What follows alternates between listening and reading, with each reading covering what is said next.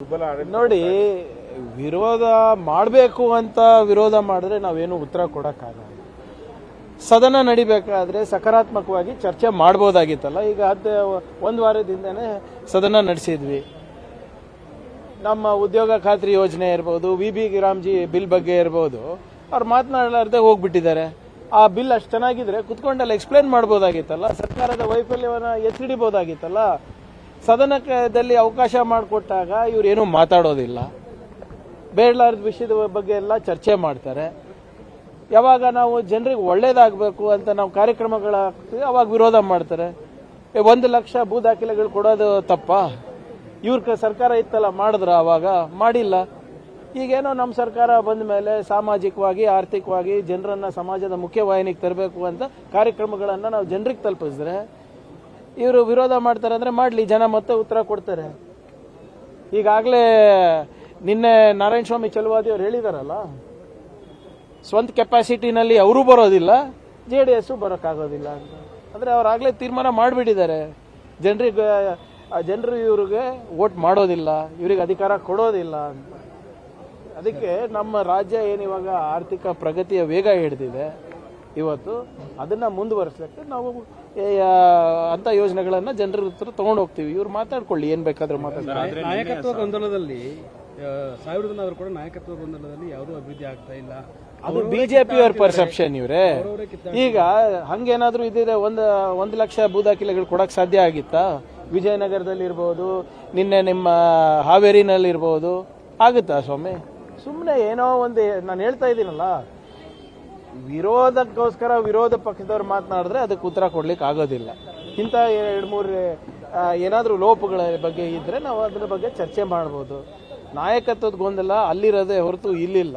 ಪಾಪ ಆಗ್ಲೇ ನಿನ್ನೆ JDS BJP ಅವರೇ ಜಗಳ ಆಡ್ತಾ ಇದಾರಲ್ಲ, GBA-ನಲ್ಲಿ ಸೀಟ್ ಹಂಚಿಕೆ ವಿಚಾರ ಇರ್ಬೋದು, ಜಿಲ್ಲಾ ಪಂಚಾಯತ್ ತಾಲೂಕ್ ಪಂಚಾಯತ್ನಲ್ಲಿ ಇರ್ಬೋದು, ಅಲ್ಲಿ ಅವರ ಏನೋ ಒಳ ಜಗಳಗಳನ್ನು ಮುಚ್ಚಾಕ್ಲಿಕ್ಕೆ ಸುಮ್ಮನೆ ನಮ್ಮಲ್ಲಿ ತೋರಿಸ್ತಾ ಇದ್ದಾರೆ. ಬಹಳ ಸ್ಪಷ್ಟವಾಗಿ ನಾನು ಹಿಂದೆನೂ ಹೇಳಿದ್ದೀನಿ, ಇವತ್ತು ಹೇಳ್ತಾ ಇದ್ದೀನಿ, ಅಂಥದ್ದು ಏನಾದರೂ ಇದ್ರೆ ವರಿಷ್ಠರು ಕರೆಸಿ ನಮ್ಮ ನಾಯಕರನ್ನ ಮಾತನಾಡ್ತಾರೆ. ಎಲ್ಲಾನು ಹೈಕಮಾಂಡ್ ಅಂಗಳದಲ್ಲಿದೆ ಅಂತ ಮುಖ್ಯಮಂತ್ರಿಗಳು ಹೇಳಿದ್ದಾರೆ, ಉಪಮುಖ್ಯಮಂತ್ರಿಗಳು ಹೇಳಿದ್ದಾರೆ, ಖರ್ಗೆ ಸಾಹೇಬರು ಹೇಳಿದ್ದಾರೆ. ಬಿಜೆಪಿ ಅವ್ರ ಮಾತು ಕೇಳೋ ಅವಶ್ಯಕತೆ ನಮಗಿಲ್ಲ.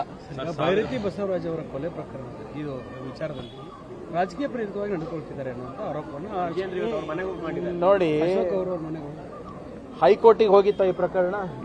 ಅಂದ್ರೆ ಹೈಕೋರ್ಟ್ ಅಲ್ಲಿ ಅವರು ಪ್ರಬುದ್ಧತೆಯಿಂದ ಜಜ್ಮೆಂಟ್ ನೀಡಿಲ್ಲ ಅಂತ ಹೇಳ್ತಾ ಇದಾರ, ಅಥವಾ ಅವ್ರ ಆರ್ಡರ್ ಪಾಸ್ ಮಾಡಿಲ್ಲ ಅಂತ ಹೇಳ್ತಾ ಇದಾರ? ಅದಾದ್ಮೇಲೆ ಅವರು ಮೇಲ್ಮನವಿ ಸುಪ್ರೀಂ ಕೋರ್ಟಿಗೆ ತನಕ ಹೋದ್ರಲ್ಲ. ಅಂದ್ರೆ ಸುಪ್ರೀಂ ಕೋರ್ಟ್ಗಿಂತ ಮೀರಿ ಇವರೆಲ್ಲರೂ ಇವತ್ತು ಹೇಳಿಕೆ ಕೊಡ್ತಾ ಇದ್ದಾರೆ. ಅಂದ್ರೆ ಇವ್ರು ಯಾವ ಮಟ್ಟಕ್ಕೆ ಇಳಿದಿದ್ದಾರೆ ನೋಡಿ. C, they are protecting. ಈಗ ನಾವೇನಾದ್ರೂ ಈಗ ಕಾನೂನನ್ನ ಬಿಟ್ಟು ನಾವೇನಾದ್ರೂ ಮಾಡಿದಿದ್ರೆ ಹೈಕೋರ್ಟ್ ಸುಪ್ರೀಂ ಕೋರ್ಟ್ ತರಾಟೆಗೆ ತಗೋತಾ ಇತ್ತಲ್ರಿ. ಈಗ ಅವ್ರ ಆದೇಶನೇ ಪಾಲನೆ ಮಾಡ್ತಾ ಇರೋದಲ್ಲ ನಾವು.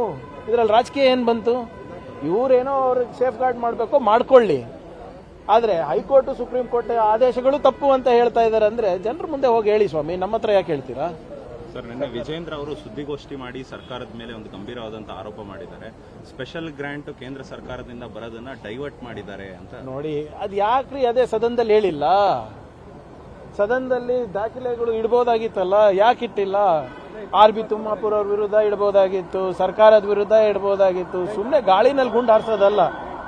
ನಮಗೇನು 15,000 ಕೋಟಿ ರೂಪಾಯಿ ಜಲ್ ಜೀವನ್ ಮಿಷನ್ ನಲ್ಲಿ ಬಾಕಿ ಇದೆ, ಅದು ಕೊಡ್ಸಕ್ ಹೇಳಿ. ಫಸ್ಟ್ 15ನೇ ಹಣಕಾಸಿಂದ ಪಂಚಾಯತಿಗೆ ಬರಬೇಕಾಗಿರೋ 7,500 ಕೋಟಿ ರೂಪಾಯಿ ಬರಬೇಕಾಗಿದೆ, ಅದು ಕೊಡ್ಸಕ್ ಹೇಳಿ ಮೊದಲು. ಸರ್ಕಾರಕ್ಕೆ ಏನೋ ನಮ್ಮ ಕನ್ನಡಿಗರಿಗೆ ತೆರಿಗೆ ಮೇಲೆ ಆಗ್ತಾ ಇರುವಂತ ಅನ್ಯಾಯದ ಬಗ್ಗೆ ಮಾತಾಡಕ್ ಹೇಳಿ. ಅವರು ಸುಮ್ಮನೆ ಗಾಳಿನಲ್ಲಿ ಗುಂಡು ಹಾರ್ಕೋತಾ ಹೋದ್ರೆ ಯಾರು ಇದಕ್ಕೆಲ್ಲ ನಾವು ಉತ್ತರ ಕೊಡಾಕಿದೀವಾ ಹೇಳಿ?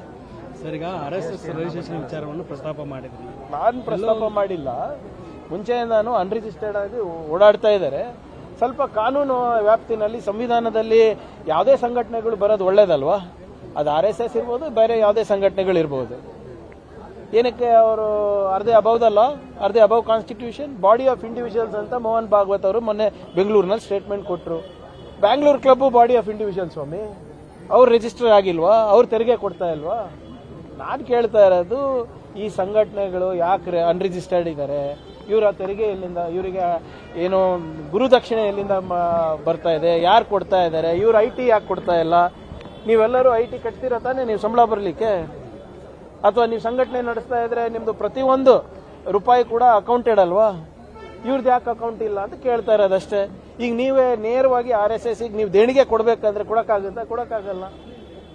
ಯಾಕೆ ಅಂತ ಕೇಳ್ತಾ ಇರೋದು. ಎಲ್ಲರಿಗೂ ಏನು ಕಾನೂನಿದೆ, ಎಲ್ಲರಿಗೂ ಏನು ಸಂವಿಧಾನ ಇದೆ, ಅದು ಅವ್ರಿಗೆ ಕೂಡ ಆಗಬೇಕು ಅಂತ ಅಷ್ಟೇ ನಂದು. ಜನ ಗೋವಾಗೆ ಹೋಗ್ತಾ ಇದ್ದಾರೆ, ಈಗಾಗಲೇ ರೂಮ್ ಬುಕ್ ಆಗಿದೆ. ಗೋವಾ ಏನ್ ಗೊತ್ತಾ, ಈಗ ಅಂದ್ರೆ ನಾವು ಎಲ್ಲೂ ಹೋಗ್ಲೇಬಾರ್ದೇನ್ರಿ? ಈಗ ಖಾಸಗಿ ಟೂರ್ ಇದ್ರೆ ಏನ್, ಅದಕ್ಕೆ ಸರ್ಕಾರಕ್ಕೆ ಏನ್ ಸಂಬಂಧ ನೀವೇ ಹೇಳಿ? ಗುಂಪು ಮಾಡ್ಕೊಂಡು ಹೋಗ್ತಾ ಇದ್ದಾರೆ. ಆಯ್ತ್ರಿ, ನಾವೆಲ್ಲ ಸ್ನೇಹಿತರೆ ಅಲ್ವಾ? ಈಗ ನಾವು ಶರಣ್ ಪ್ರಕಾಶ್ ಅವರು, ಅಜಯ್ ಸಿಂಗ್, BR ಪಾಟೀಲ್ ಅವರು, MY ಪಾಟೀಲ್ ಅವರು ಹೋದ್ರೆ ಅದು ಪಕ್ಷ ವಿರೋಧಿ ಅಂತನಾ? ಈಗ ಖಾಸಗಿಯಾಗೂ ಹೋಗ್ಲಿಕ್ಕೆ ಬಿಡಲ್ಲ ಅಂದ್ರೆ ನಾವೇನ್ ಮಾಡೋದ? ರಾಜಕೀಯ ಬೆಳವಣಿಗೆಗಳು ಹಾಗೆ ಆಗ್ತಿದ್ದಾವೆ. ನೋಡಿ, everybody is free to do what they want. ಪಕ್ಷದ ವಿಚಾರ ಬಂದಾಗ ಪಕ್ಷದ ವರಿಷ್ಠರು ತೀರ್ಮಾನ ತಗೋತಾರೆ. ಸುಮ್ಮನೆ ಪಾಪ ಯಾರೋ ಈಗ ಹೋದ ವರ್ಷನೂ ಹೋಗಿದ್ರಪ್ಪ ಎಲ್ಲರೂ, ಅವಾಗ ಯಾರು ಏನಂದಿಲ್ಲ. ಅವಾಗ ಇವಾಗ ವ್ಯತ್ಯಾಸ ಏನಿದೆ? ಅವಾಗ್ಲೂ ಖಾಸಗಿಯಾಗೆ ಹೋಗಿದ್ರು, ಈಗಲೂ ಖಾಸಗಿಯಾಗೆ ಹೋಗ್ತಾ ಇದ್ದಾರೆ. ಅದು ಧರ್ಮಸ್ಥಳಕ್ಕನ ಹೋಗ್ಲಿ, ಶ್ರೀಶೈಲಿಗನ ಹೋಗ್ಲಿ, ಸಿಂಗಾಪುರಿಗನ ಹೋಗ್ಲಿ, ದಟ್ ಇಸ್ ದೇರ್ ಚಾಯ್ಸ್. ಹೋಗುವಂತ ಸಾಧ್ಯತೆ ಇದೆ ಅಂತ ಹೋಗೋರಿಗೆ ಯಾರು ತಡೆ ಹಿಡಿಯಕ್ಕಾಗ್ತದಪ್ಪ? ಯಾರು ಚಿಕ್ಕ ಮಕ್ಕಳ? ಯಾರು ಚಿಕ್ಕ ಮಕ್ಕಳಲ್ಲ. ಸರ್, ಕೊನೆಯದಾಗಿ ಸರ್, ನಿನ್ನೆ 1000 ದಿನದ ಕಾರ್ಯಕ್ರಮದಲ್ಲಿ ಹೈಕಮಾಂಡ್ ನಾಯಕರು ಯಾರು ಕೂಡ ಭಾಗಿಯಾಗಿಲ್ಲ ಅನ್ನೋದು ಒಂದಿಷ್ಟು ಚರ್ಚೆ ಆಗ್ತದೆ. ನೋಡಿ, ಕರೆಗೆ ಇದು ಸ್ಟೇಟ್ ಪ್ರೋಗ್ರಾಮ್ ಇತ್ತು. ಮೇಲಿನ ನಾಯಕರೇ ಅದು ಆಹ್ವಾನ ಇರಲಿಲ್ಲ. ಆಹ್ವಾನ ಇದ್ದಿದ್ರೆ ಬರ್ತಾ ಇದ್ರು. ರಣದೀಪ್ ಅವ್ರಿಗೆ ಕರೆದಿದ್ರೆ ಅವ್ರು ಬರ್ತಾ ಇದ್ರು, ಖರ್ಗೆ ಸಾಹೇಬ್ರಿಗೆ ಕರೆದಿದ್ರೆ ಅವ್ರು ಬರ್ತಾ ಇದ್ರು. ಈಗ ವಿಜಯನಗರ್ನಲ್ಲಿ ಮೊದಲನೇ ಕಾರ್ಯಕ್ರಮ ಇತ್ತು ಅಂದ್ಬಿಟ್ಟು ನಮ್ಮ ಹೈಕಮಾಂಡಿಗೆ ಕರೆದಿದ್ರು. ಇದು 2ನೇ ಕಾರ್ಯಕ್ರಮ. ಎಲ್ಲ ಕಾರ್ಯಕ್ರಮಕ್ಕೂ ಎಲ್ಲರೂ ಬರ್ಬೇಕಂತ ಏನಿಲ್ಲ ಅಲ್ಲ. ಇದು ಸ್ಟೇಟ್ ಪ್ರೋಗ್ರಾಮ್ ಇದೆ. ಮೊದಲನೇ ಸಂದರ್ಭದಲ್ಲಿ ಫಸ್ಟ್ ಟೈಮ್ ಇಂದ ಹಿಸ್ಟ್ರಿ ಆಗ್ತಾ ಇತ್ತು ಅಂದ್ಬಿಟ್ಟು ಅವಾಗ AICC ಅಧ್ಯಕ್ಷರಿಗೆ ಕರೆಸಿದ್ರು. ಇದನ್ನ ಮುಂದೆ ಈಗ ಎಲ್ಲ ಡಿವಿಷನ್ ವೈಸು ಮಾಡ್ತಾ ಇದೀವಿ ಇದನ್ನ. ಸೊ ಎಲ್ಲ ಕಾರ್ಯಕ್ರಮಗಳಿಗೆ ಅವರವರು ಸಮಯದ ಪ್ರಕಾರ ಇರ್ಬೋದು ಅಥವಾ ಆಹ್ವಾನದ ಪ್ರಕಾರ ಇರ್ಬೋದು ಬರ್ತಾರೆ. ಸರ್, ಈಗ ಮುಂಬರುವ ಚುನಾವಣೆಯಲ್ಲಿ 141 ಸೀಟ್ ಗೆಲ್ತೀವಿ ಅಂತ ನಿನ್ನೆ DK ಶಿವಕುಮಾರ್ ಅವರು ಹೇಳಿದ್ದಾರೆ. ಈಗಲಿಂದ ಯಾರಿಗೂ ಅನುಮಾನ ಇದೆ ಅಂತ? ಯಾರಿಗೂ ಅನುಮಾನ ಇಲ್ಲ. ನಾವು ಮತ್ತೊಮ್ಮೆ ಖಂಡಿತವಾಗೂ ಬಂದೇ ಬರ್ತೀವಿ. 5 ಗ್ಯಾರಂಟಿಗಳಿರ್ಬೋದು, ನಮ್ಮ ನೀತಿಗಳಿರ್ಬೋದು, ನಮ್ಮ ಯೋಜನೆಗಳನ್ನು ಮುಂದಿಟ್ಕೊಂಡು ಮತ್ತೆ ನಾವು ಜನರ ಹತ್ರ ಹೋಗ್ತೀವಿ. GBA, ಜಿಲ್ಲಾ ಪಂಚಾಯತಿ, ತಾಲೂಕ್ ಪಂಚಾಯತಿ, ಗ್ರಾಮ ಪಂಚಾಯತ್ ಚುನಾವಣೆಯಲ್ಲೂ ಕೂಡ ಜಯಬೇರಿ ಆಗ್ತೀವಿ. ಮುಂಬರುವ ಚುನಾವಣೆಯಲ್ಲೂ ಕೂಡ ನಾವು ಆರಾಮಾಗಿ 140 ದಾಟ್ತೀವಿ.